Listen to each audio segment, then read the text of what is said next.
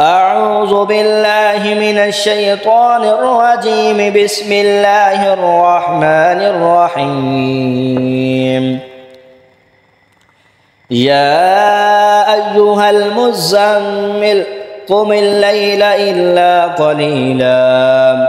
نصفه أو انقص منه قليلا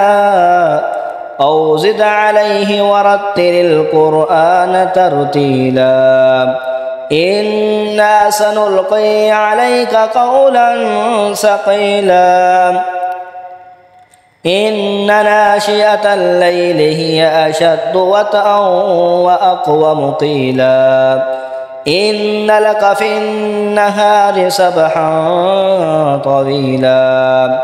واذكر اسم ربك وتبتل إليه تبتيلا رب المشرق والمغرب لا إله إلا هو فاتخذه وكيلا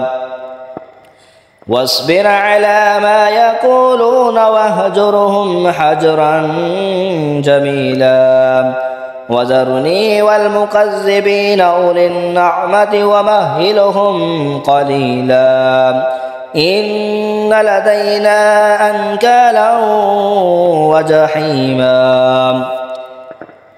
وطعاما ذا غصة وعذابا عليما يوم ترجف الأرض والجبال وكانت الجبال كثيبا مهيلا إنا أرسلنا إليكم رسولا شاهدا عليكم كما أرسلنا إلى فرعون رسولا فعصى فرعون الرسول فأخذناه أخذا وبيلا فكيف تتقون إن كفرتم يوما يجعل الولدان شيبا السماء منفطر به كان وعده مفعولا إن هذه تذكرة فمن شاء اتخذ إلى ربه سبيلا إن ربك يعلم أنك تقوم أدنى من ثلثي الليل ونصفه وثلثه وطائفة من الذين معك والله يقدر الليل والنهار علم أن لن تحصوه فتاب عليكم فاقرؤوا ما تيسر من القرآن علم أن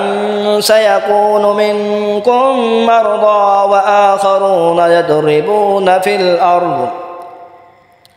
الأرض يبتغون من فضل الله وآخرون يقاتلون في سبيل الله فاقرؤوا ما تيسر منه وأقيموا الصلاة وآتوا الزكاة وأقرضوا الله قرضا حسنا وما تقدموا لأنفسكم من خير تجدوه عند الله هو خيرا وأعظم أجرا واستغفروا الله إن الله غفور رحيم